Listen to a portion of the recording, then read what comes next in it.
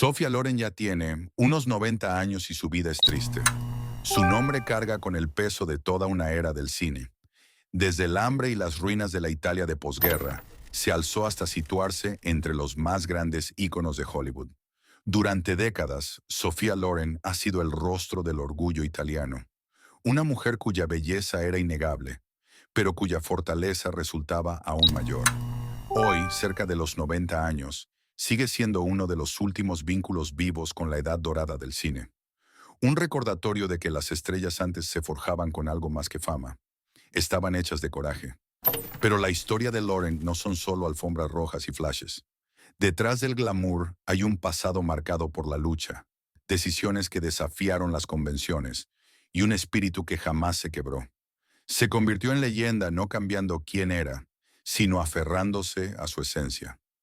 Su carrera abarca más de 70 años, con triunfos que incluyen un Oscar por dos mujeres, el primero otorgado a una interpretación en lengua extranjera, y colaboraciones con nombres como Cary Grant, Charlton Heston y Marcello Mastroianni. Fuera de cámara su vida fue igualmente dramática. Una historia de amor que desafió al Vaticano, años de exilio e incluso encontronazos con la ley. Hoy se la celebra no solo como actriz, sino como sobreviviente.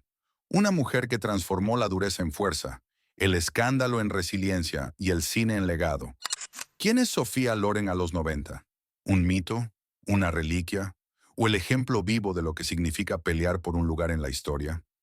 Quédate con nosotros porque su vida es un relato de belleza, lucha y supervivencia. Y tal vez cambie para siempre la forma en que miras el rostro del cine italiano. Sección Primo, una infancia dura.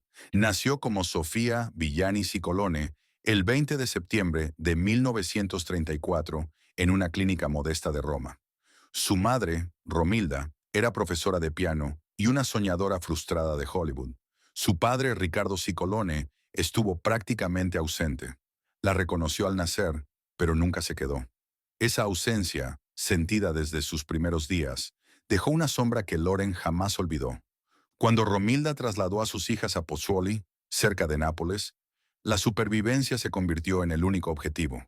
Vivían en una casa estrecha con la abuela Luisa, donde la comida era escasa y la guerra pronto llevó el terror a su puerta. El puerto de Pozzuoli era un blanco de bombardeos. La pequeña Sofía recordaba correr a refugiarse, sentir la quemadura de una esquirla que le dejó una cicatriz en el mentón, una marca que nunca sanó del todo, recordándole que su belleza nació del peligro, no de la comodidad. El hambre les mordía día a día. El pan era un tesoro. El agua, a veces tomada del radiador de un coche, se repartía a cucharadas. Su delgadez le valió en la escuela el cruel apodo de El Palillo. Sin embargo, en medio de la privación, su madre buscaba encender pequeñas chispas de vida. Tras la guerra, su abuela convirtió la sala de la casa en una improvisada trattoria para soldados estadounidenses. Romilda tocaba el piano, su hermana María cantaba, y Sofía servía y lavaba platos. Por primera vez, escuchó aplausos, aunque fueran modestos, dirigidos hacia ella. Aquel frágil refugio de música y risas se convirtió en su primer escenario. También despertó en ella un sentido de posibilidad. Tímida y poco segura de su aspecto, miraba a los desconocidos sonreírle y comenzaba a imaginar un camino más allá de las ruinas y las cartillas de racionamiento. A los 15 años, su madre la impulsó a participar en un concurso de belleza. No había dinero para vestidos elegantes, así que la abuela cosió un traje con cortinas viejas, y Romilda pintó de blanco unos zapatos gastados. Contra todo pronóstico, Sofía fue seleccionada entre las 12 princesas del certamen. El premio, un boleto de tren a Roma. No era una victoria total, pero sí una escapatoria. La oportunidad de alejarse de los refugios antibombas y de los susurros del hambre, hacia un futuro que ni ella ni su madre aún se atrevían a nombrar. Subió a aquel tren siendo todavía una niña tímida, con un mentón marcado por cicatrices y recuerdos más pesados que su maleta. Pero en ese instante, moverse ya era un triunfo. Sin embargo, bajo esa victoria se libraban batallas más íntimas. Su relación con su madre fue tanto salvavidas como carga. Romilda, que alguna vez soñó con seguir los pasos de Greta Garbo, volcó sus ambiciones frustradas en su hija. La alentaba sin descanso, a veces hasta el agotamiento. Loren confesaría años después que a menudo se sentía dividida entre gratitud y resentimiento, agradecida por la guía, pero consciente de que vivía el sueño que su madre no había podido alcanzar. El papel de Romilda en su vida fue de doble filo. Fue mentora y espejo, moldeándola con una mezcla de amor maternal y ambición inquieta. Habiendo soñado con ser actriz en Hollywood, a menudo impulsaba a Sofía como si viviera a través de ella su propia ilusión aplazada. Eso creó un vínculo cargado de tensión. Sofía adoraba el aliento de su madre, pero a veces sentía que el peso de esas expectativas no era del todo suyo. Su hermana María, mientras tanto, fue su compañera más cercana en aquellos años de hambre. Las dos compartían mantas durante los bombardeos, se susurraban secretos en la oscuridad y se consolaban cuando el hambre las mareaba. Sin embargo, a medida que el camino de Sofía hacia el cine se hacía más claro, María empezó a sentirse a veces a la sombra de la estrella naciente de su hermana. Su relación se convirtió en una danza delicada de cariño y rivalidad. María siguió siendo confidente, pero también cargaba con las punzadas silenciosas de la comparación, mientras una hermana llevaba los sueños y la otra la realidad de quedarse atrás.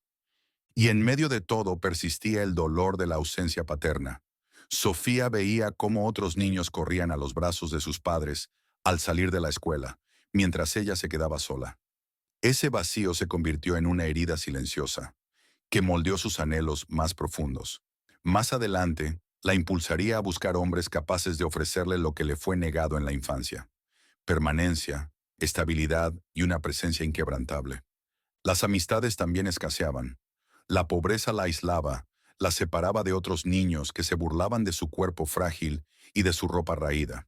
Para la joven Sofía, la compañía no venía de los compañeros de escuela, sino de su hermana y de su abuela, lo que le dejó una sensación de soledad que nunca la abandonó del todo. Sección 2. El ingreso al mundo del cine. El camino de Sofía Lázaro hacia el cine no comenzó con glamour. Ella y su madre dejaron atrás las obras de Pozzuoli y llegaron a Roma, una ciudad que todavía trataba de reconstruirse tras la guerra. Su madre sobrevivía dando clases de piano, mientras que Sofía, callada pero curiosa, se inscribió en una escuela de actuación local. Allí aprendió sus primeras líneas y descubrió que podía sentirse más cómoda frente a una cámara que frente a las miradas hambrientas de su infancia.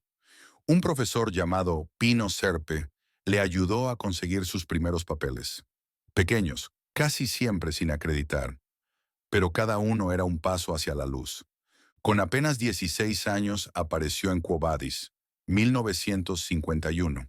Era solo una esclava más, perdida entre la multitud de extras en aquella superproducción, pero absorbió cada detalle: el ritmo de un set, el silencio sagrado cuando las cámaras rodaban, la disciplina de un rodaje profesional. No era la fama, pero sí la cercanía a un mundo al que aspiraba a pertenecer. Sin embargo, fuera de la pantalla, el camino estaba lejos de ser fácil. Roma estaba inundada de jóvenes aspirantes a actrices, muchas de ellas con inglés perfecto, cuerpos esculpidos y contactos con los que Sofía solo podía soñar. Los castings eran brutales. Pasaba horas esperando fuera de los estudios, solo para ser descartada con una mirada. Algunos directores le decían sin rodeos que era demasiado alta, demasiado torpe, demasiado exótica para ser una verdadera estrella. Los rumores sobre el casting couch corrían por todas partes. Productores que exigían favores a cambio de papeles. Sofía, tímida pero orgullosa, se negó siempre a comprometer su dignidad. Esa decisión le costó trabajo en ocasiones, pero le dejó algo mucho más valioso: el respeto hacia sí misma. La competencia en Roma era despiadada.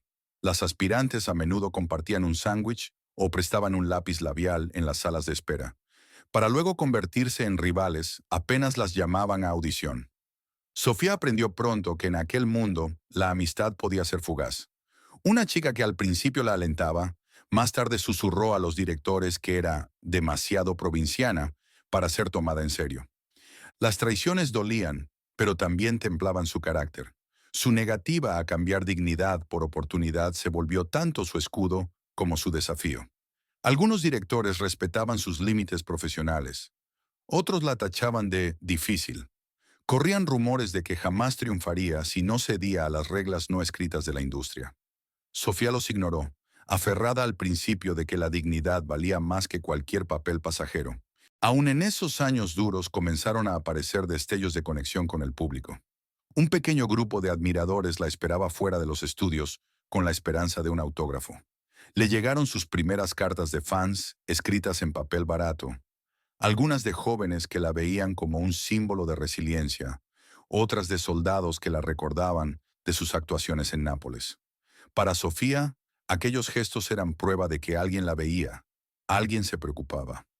Eran hilos frágiles de esperanza a los que podía aferrarse mientras esperaba el gran salto que algún día llegaría. En esos primeros años probó tanto el sabor del rechazo como el de la solidaridad. Carlo Ponti, el productor que después transformaría su vida, vio en ella más que belleza, vio presencia. Creía que su rostro llevaba historias que otros pasaban por alto. No todos compartían esa visión. Muchos la descartaban como una italiana más, convencidos de que jamás podría codearse con las grandes estrellas de Hollywood.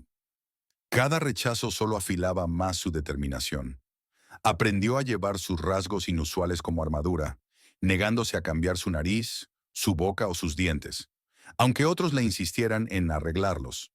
Entre sus compañeras, Sofía encontró una mezcla de rivalidad y compañerismo. Algunas la veían como competencia y la trataban con frialdad, resentidas por su tenacidad. Otras, que luchaban igual que ella, le ofrecían pequeños gestos de bondad. Compartían un sándwich entre audiciones o le susurraban palabras de aliento cuando un director la humillaba. En ese crisol de competencia, Loren aprendió dos lecciones que marcarían toda su carrera: confiar en sus instintos y aferrarse a su identidad, incluso cuando el mundo intentaba moldearla a la fuerza. Su gran oportunidad llegó con Aida, 1953, donde interpretó el papel principal. Aunque su voz fue doblada, su presencia en pantalla era innegable. Críticos que antes habían reducido su valor a la belleza reconocieron ahora su magnetismo. Poco después, llegó un papel decisivo en El Oro de Nápoles, 1954, bajo la dirección de Vittorio De Sica. Fue el momento en que dejó atrás la etiqueta de ingenua y comenzó a ser vista como una actriz seria. Sección 3. Rumbo a Hollywood y la cima de su carrera. A mediados de los años 50, Sophia Loren ya había conquistado Italia. No era solo una actriz prometedora, ya tenía un nombre. Ese reconocimiento pronto cruzó fronteras. En 1957, Paramount Pictures le ofreció un contrato por 5 películas. Era su pasaporte a Hollywood, la oportunidad de saltar de los estudios italianos al foco mundial. Su primera película en inglés fue Boy on a Dolphin, 1957. Una aventura romántica ambientada en Grecia junto a Alan Ladd. Filmada en color y gran formato, no se convirtió en un clásico inmediato, pero presentó a Loren al público estadounidense, no como una curiosidad doblada de Europa, sino como una estrella de carne y hueso, capaz de sostener su lugar en un elenco internacional. Ese mismo año llegó The Pride and the Passion, un épico de guerra con Cary Grant y Frank Sinatra. La producción fue tensa y caótica, pero Sofía no se desvaneció frente a dos gigantes de Hollywood. En pantalla irradiaba vitalidad, y fuera de ella los rumores de un romance con Grant inundaron las columnas de chismes.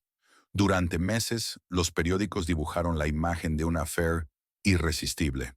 El caballero de Hollywood persiguiendo a la reina emergente de Europa. Se dice que Grant incluso le escribió cartas de amor, pero Sofía resistió. Sabía que un escándalo así podía arruinar su carrera, como casi había destruido a Ingrid Bergman años atrás. Más importante aún, su corazón estaba anclado en Carlo Ponti. Rechazar a Cary Grant no fue solo una decisión personal, fue una declaración de principios. No dejaría que Hollywood dictara su destino. Pero a medida que crecía su fama, también lo hacía la maquinaria del chisme. Las revistas de Hollywood vivían de comparaciones, enfrentándola a la sensualidad rubia de Marilyn Monroe o a la elegancia regia de Elizabeth Taylor. Para muchos periodistas, solo había lugar para una diosa reinante, y Sofía fue pintada como la respuesta europea a las divas americanas.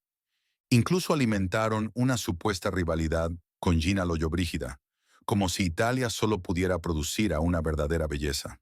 Sofía, sin embargo, intentaba elevarse por encima del ruido, recordándose a sí misma que había sobrevivido a bombas y hambre. ¿Qué podían significar los rumores frente a eso? No todas las relaciones en Hollywood se basaban en competencia. Creó vínculos con actores que respetaban su fortaleza. Charlton Heston admiraba su disciplina y dijo una vez que ella llevaba el espíritu de una guerrera al set del Cid. Frank Sinatra, encantado con su calidez, hablaba de ella con afecto, llamándola una de las mujeres más genuinas de la industria.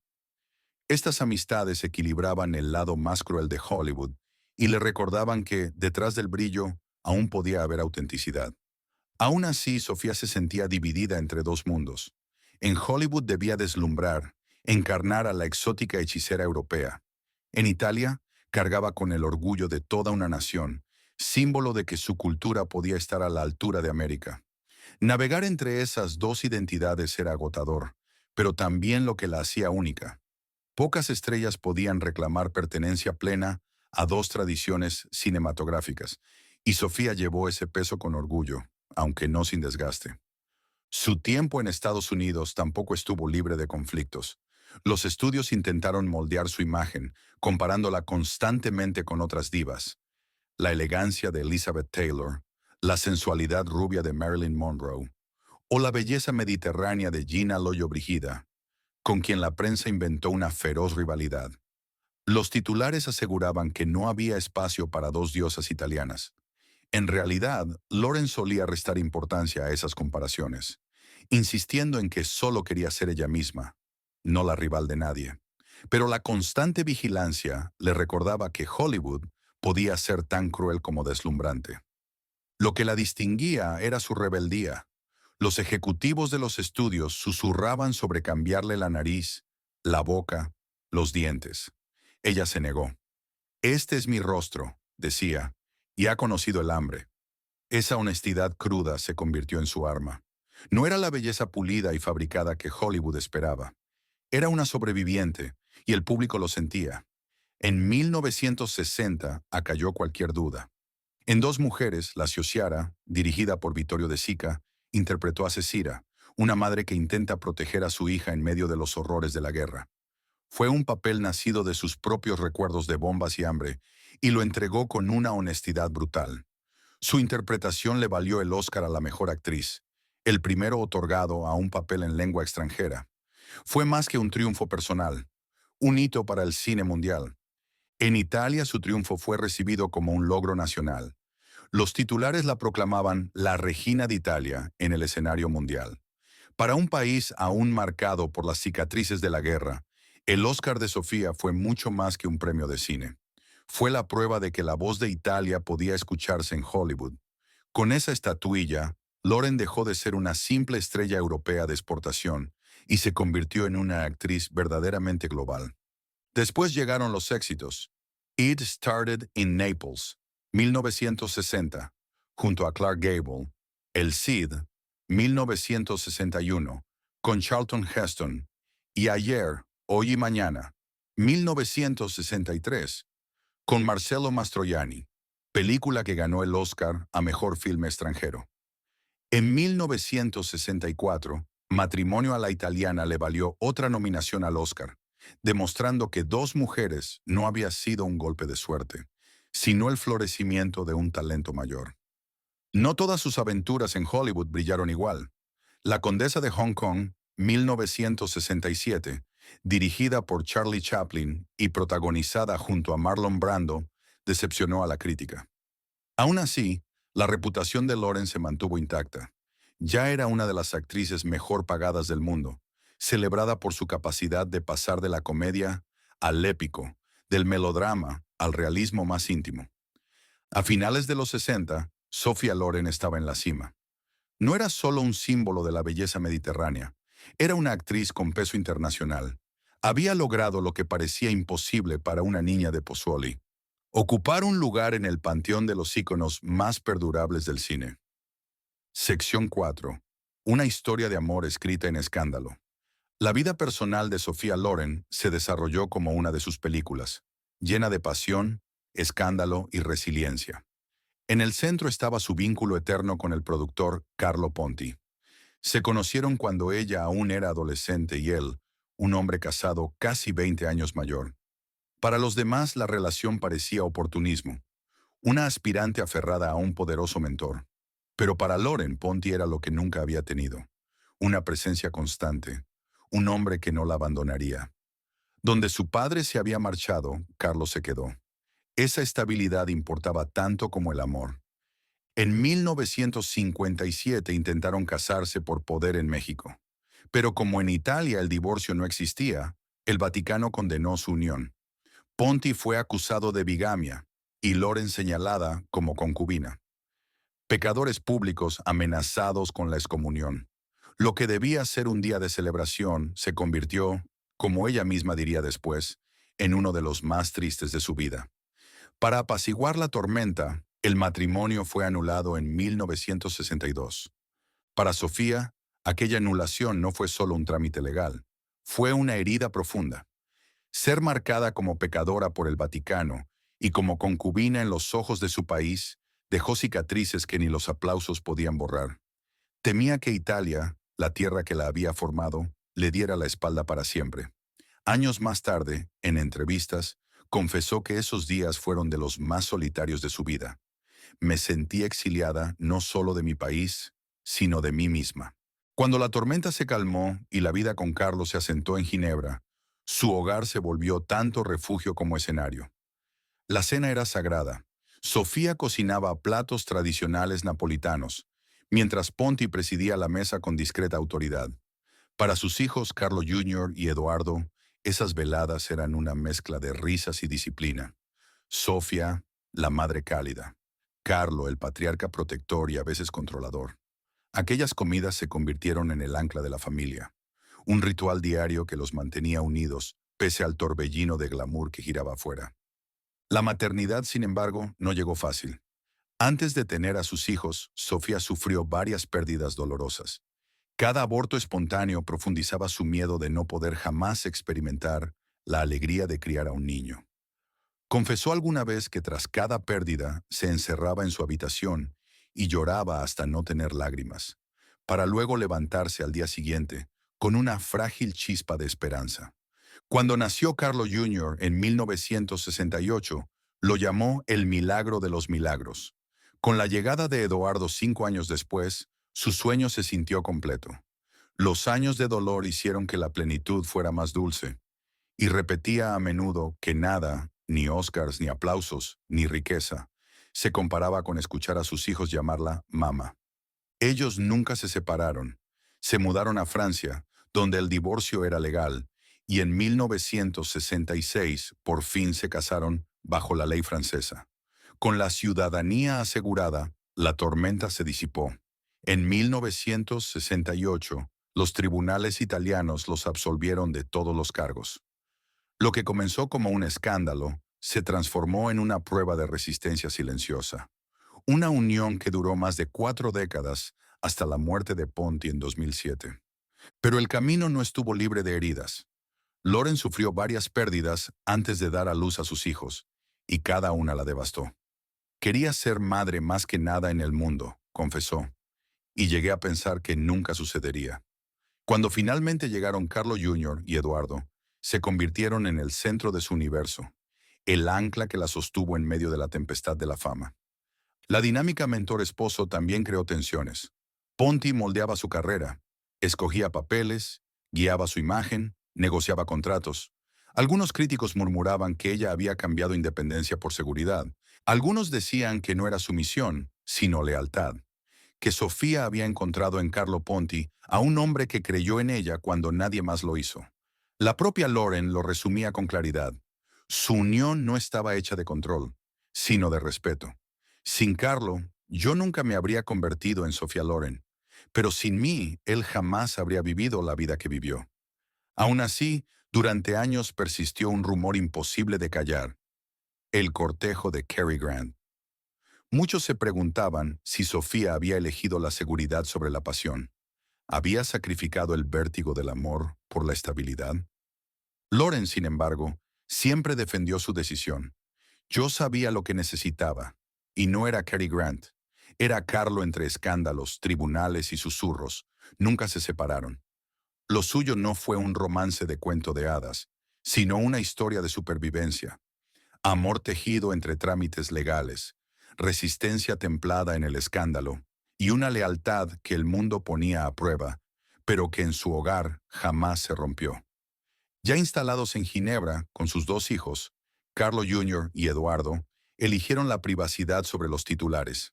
Desde las cenizas de la condena, Sofía construyó un refugio familiar, demostrando que incluso en el amor, como en el cine, ella escribía su historia en sus propios términos.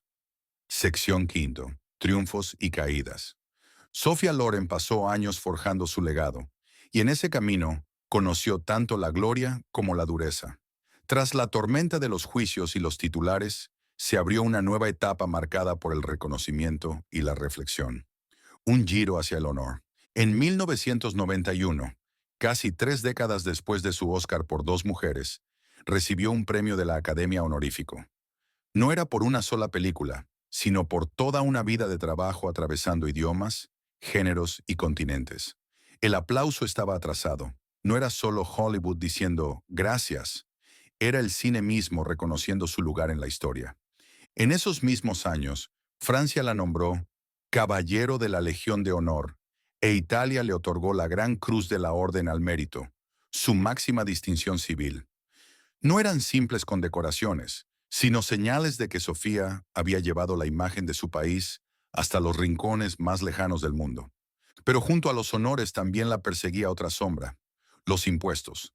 Durante décadas, las autoridades italianas la acusaron de evasión fiscal, y esos señalamientos se aferraban a su reputación como una mancha imposible de borrar. Los juicios se alargaron durante años, y los periódicos pintaban dudas sobre su integridad.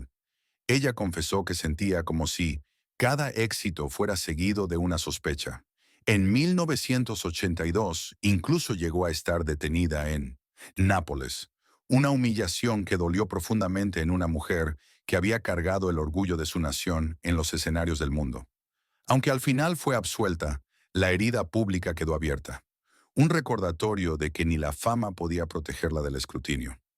Al mismo tiempo, Sofía volcó energía en causas humanitarias. Nombrada embajadora de buena voluntad de la ONU, recorrió Somalia y Kenia, visitando campamentos de refugiados con una humildad que sorprendía a quienes solo la conocían como una diosa de la pantalla. Para los niños que abrazaba, no era una estrella, sino una sobreviviente que entendía el dolor del hambre. Cuando veo a niños famélicos, decía, me veo a mí misma en Pozzuoli otra vez. Su visión sobre la belleza también se convirtió en parte de su voz cultural. En una época en la que muchas actrices recurrían a la cirugía estética para prolongar sus carreras, Sofía se negó. Cada línea en su rostro era una historia, cada arruga un capítulo de resistencia. El rostro de una mujer es su autobiografía, repetía. Mientras sus contemporáneas corrían tras la juventud artificial, Loren abrazaba la autenticidad, demostrando que la elegancia no desaparece con los años, se profundiza. En 1992 asumió oficialmente el cargo de embajadora de buena voluntad, y aquellas visitas marcaron uno de los capítulos más humanos de su vida. Reconocimientos y familia. Los homenajes no pararon. En los años 90 recibió el premio Cecil B. DeMille en los Globos de Oro, una estrella en el Paseo de la Fama de Hollywood, y en el 2000 el American Film Institute la nombró entre las leyendas más grandes de la pantalla. Para entonces, Loren ya había decidido algo crucial: trabajar menos y vivir más. La familia estaba por encima de los sets. Escogía solo los papeles que realmente le importaban. Ya había conquistado todo. 7 David di Donatello, un León de Oro en Venecia, premios en Cannes y Berlín, Globos de Oro, un BAFTA, un César.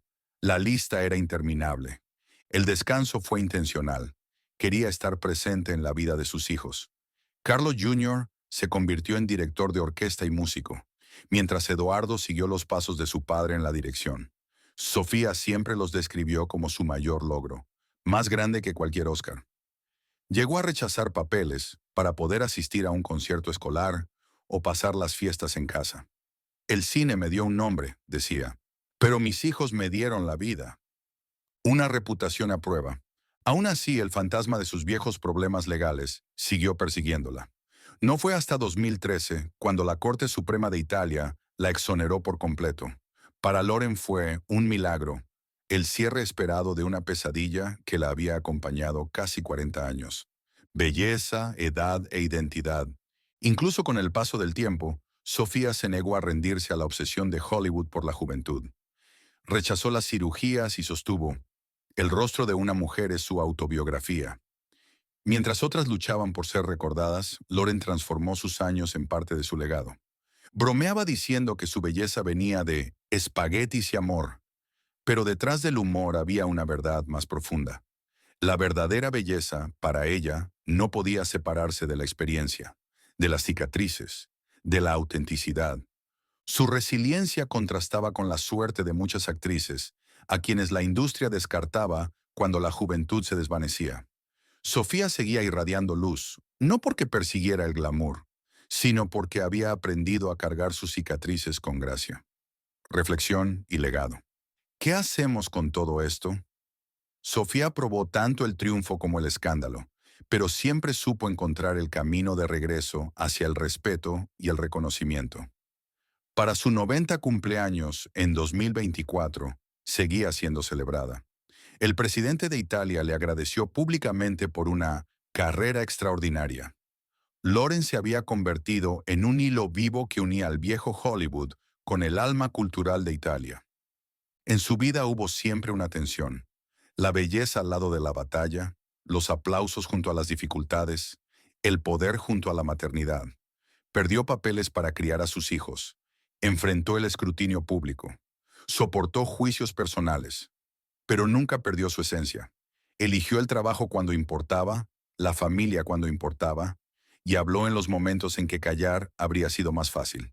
Su historia no es un cuento de hadas perfecto. Tiene peso, cicatrices, resistencia. Y por eso los aplausos de hoy no son solo por sus películas, sino por la forma en que transitó la vida. Irregular, sin barnices, inolvidable. Sección sexto. Los últimos años de Sofía Loren. Tras décadas bajo la mirada pública, Sofía Loren entró en una etapa más tranquila. No se retiró en el sentido tradicional, simplemente decidió vivir bajo sus propias reglas. Escribió memorias y libros de cocina, lanzó perfumes y líneas de moda, y aceptó aparecer solo cuando un papel realmente tocaba su corazón. En los años 90, regresó de forma esporádica a la pantalla con películas como Prêt-à-porter, 1994, y Grumpier Old Men, 1995. En 2009, interpretó un papel secundario en Ninety, demostrando que aún podía aportar elegancia y carisma a una producción moderna. Pero la mayor parte del tiempo prefirió la privacidad de su vida familiar en Ginebra, rodeada de sus dos hijos, Carlo Jr. y Eduardo. Y entonces, en 2020, llegó su regreso más poderoso. Bajo la dirección de Eduardo, Loren protagonizó La vita davanti a sé, The Life Ahead, interpretando a Madame Rosa, una sobreviviente del Holocausto que acoge a niños abandonados, incluido un joven inmigrante senegalés llamado Momo. El papel resonó profundamente con sus recuerdos de guerra, pérdida y resiliencia. El público lo abrazó. Estrenada en Netflix, la película se ubicó entre las más vistas en decenas de países y presentó a Loren a una nueva generación. La crítica la aclamó como un regreso imponente, cargado de dureza y ternura. Para Loren, colaborar con su hijo fue un regalo. Él me empuja hasta que llego a algo verdadero. De otro modo, no me atrevería a volver. La actuación le valió un premio David di Donatello, más de 60 años después de haber ganado el primero por dos mujeres. Para Sofía fue un círculo que se cerraba, una prueba de que el tiempo no disminuye el verdadero arte. Al sostener el trofeo, confesó que se sentía como la primera vez. Las emociones, dijo, nunca se desgastan. En sus últimos años, Loren también se convirtió en un símbolo de continuidad para la cultura italiana. Participó en campañas puntuales, como un anuncio de varilla durante la pandemia, recordando al público la fuerza de la resiliencia. Casas de moda como Dolce y Gabbana la celebraron, aunque ella llevaba la fama con ligereza. más a menudo en jeans en la mesa familiar que con vestidos de gala en las alfombras rojas. Su vida privada giraba alrededor de la familia. Como abuela, encontraba alegría en las cosas simples, leer cuentos a sus nietos, cocinar platos napolitanos tradicionales, transmitir recetas como si fueran reliquias. Sus amigos recuerdan que, tras las puertas cerradas, Sofía no era la diva que el mundo imaginaba, sino una matriarca cálida y protectora, que reía con facilidad y prefería las noches en casa a las fiestas deslumbrantes. Su mayor felicidad en esa etapa venía de sus nietos, que no la conocían como una diosa intocable, sino simplemente como Nonna Sofía. Se subían a su regazo mientras ella les contaba cuentos, le pedían platos de su famosa pasta y se reían con sus anécdotas sobre el viejo Hollywood. Para ellos, no era la mujer de la gran pantalla, sino la abuela que olía a harina y tomates, que tarareaba nanas napolitanas mientras revolvía la salsa. Las estrellas más jóvenes también buscaban su consejo. Mónica Bellucci confesó que conocer a Sofía era como estar frente al cine vivo. Penélope Cruz la citaba a menudo como modelo de cómo unir sensualidad y fuerza. Loren, por su parte, las alentaba a no imitarla, sino a creer en el rostro que les fue dado y en el fuego que llevan dentro. Estos momentos sellaron su papel como un puente entre generaciones, una mentora viva, no solo un recuerdo. Su voz trascendió el cine y se entretejió en la cultura popular a través de frases memorables, muchas juguetonas, todas imborrables. Todo lo que ven se lo debo al espagueti, solía bromear, convirtiendo un simple amor por la comida en una filosofía de alegría. Para ella, la belleza no nacía de la privación, sino de la abundancia, del alimento, del espíritu, de la familia. Siempre insistió en que el verdadero glamour no estaba en los diamantes ni en los vestidos, sino en vivir plenamente y reír a menudo. También mantuvo lazos con estrellas de su generación. Viejas rivalidades con actrices como Gina Lollobrigida se fueron suavizando con el tiempo, transformándose en respeto mutuo, mientras ambas crecían como leyendas del cine italiano. Las más jóvenes, como Mónica Bellucci y Penélope Cruz, no ocultaban su admiración. La señalaban como inspiración y modelo de cómo envejecer con gracia sin perder nunca la fuerza. Para su 90 cumpleaños en 2024, el mundo entero se rindió en homenajes y retrospectivas. Murales, proyecciones restauradas y exposiciones en museos celebraron su viaje, desde los escombros de Pozzuoli hasta las cumbres de Hollywood. Para los jóvenes italianos, ya no era solo una estrella del pasado, era un emblema vivo de resistencia y belleza, la prueba de que la identidad y la dignidad pesan más que la fama pasajera. Y sin embargo, Sophia Loren jamás aceptó el título de diva. Prefería describirse como una colaboradora, alguien que encontraba fuerza en su pasado en lugar de huir de él. Para ella, envejecer no era un declive, sino otro capítulo, una oportunidad para volver a lo que realmente importa, el arte, la memoria y la familia. Sus últimos años demostraron que la fama no tiene por qué apagarse, puede transformarse. Loren no persiguió la gloria de antaño, la convirtió en un nuevo significado, y al hacerlo, ofreció el regalo más raro que una actriz puede dar, la prueba de que la grandeza no pertenece solo a la juventud, sino también a quienes resisten, se adaptan y permanecen fieles a sí mismos.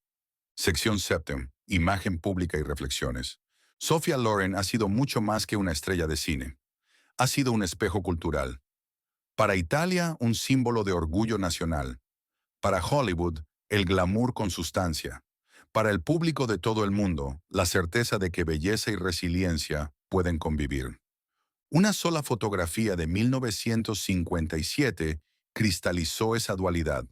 Loren lanzando una mirada de reojo al escote atrevido de Jane Mansfield durante una cena en Hollywood. La imagen dio la vuelta al planeta, alimentando comentarios durante décadas. Loren confesó después que nunca firmó copias de esa foto, por respeto a Mansfield. Esa decisión mostró sus prioridades.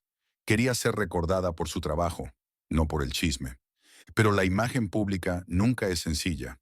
A veces los paparazzi la sorprendían caminando sola por las calles tranquilas de Ginebra, con la cabeza baja y la elegancia envuelta en un pañuelo. Esas fotos contrastaban con las portadas brillantes y los homenajes resplandecientes. Para algunos eran señales de soledad, para otros retratos de una mujer en paz con su silencio. Esa tensión entre vulnerabilidad y fortaleza ha sido siempre parte de su magnetismo. ¿Era su soledad tristeza o serenidad?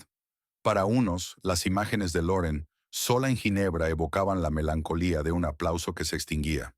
Para otros, mostraban a una mujer al fin libre, sin las exigencias infinitas del escenario. Y en verdad, ambas lecturas tenían algo de razón. Sofía admitía extrañar el caos de su juventud, pero también atesoraba la calma de la vejez.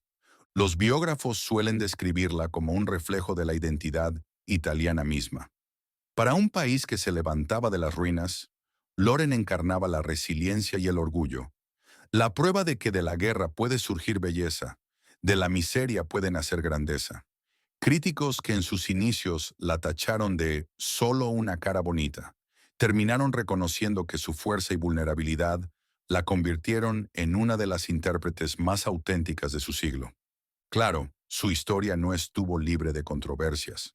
Algunos sostenían que debía demasiado a Carlo Ponti, que sin él nunca habría alcanzado la cima.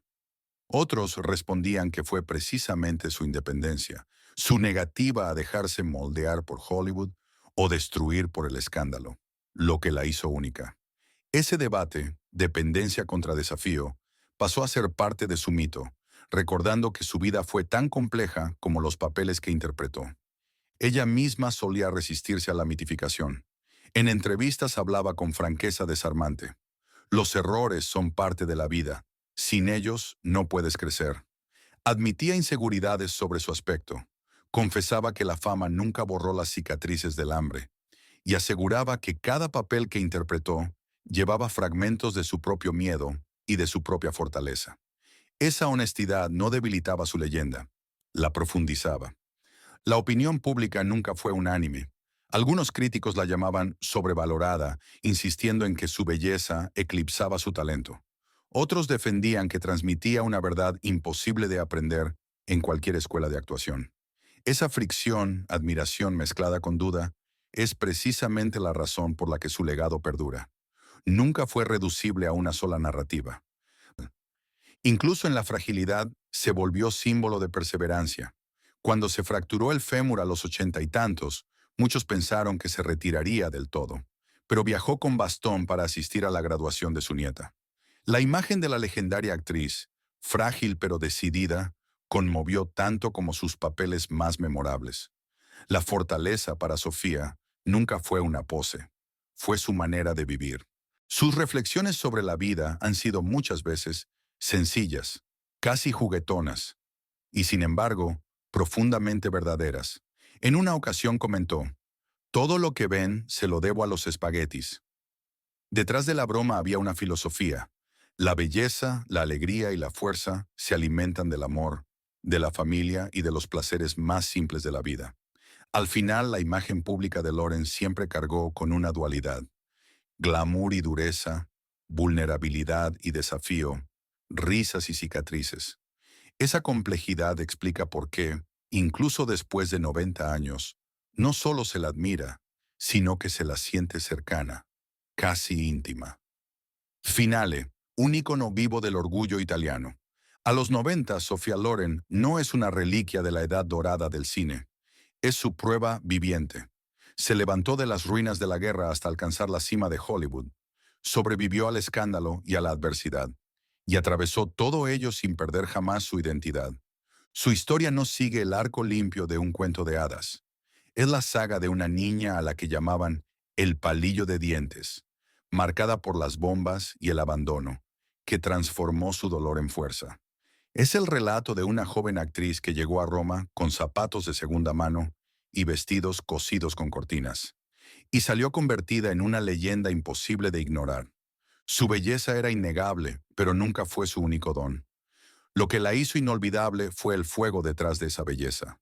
La rebeldía de decir no a los cirujanos de Hollywood, no a los escándalos fáciles, no a rendirse cuando la vida la ponía a prueba.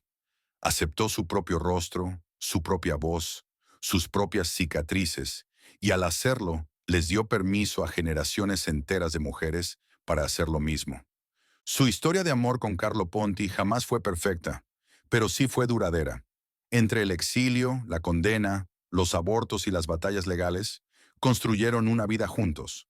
Para Sofía no fue solo romance, sino redención, la estabilidad que nunca había tenido de niña. Y cuando llegaron sus hijos, cambió las alfombras rojas por la maternidad sin arrepentimiento alguno, demostrando que el verdadero triunfo no está en los aplausos, sino en la familia que espera cuando cae el telón.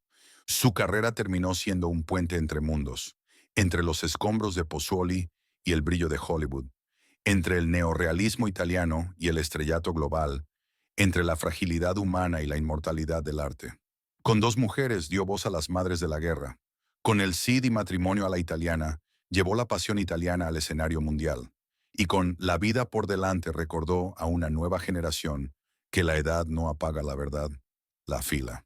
Para Italia, ella es la Signora di Napoli, símbolo de resiliencia, orgullo y espíritu mediterráneo.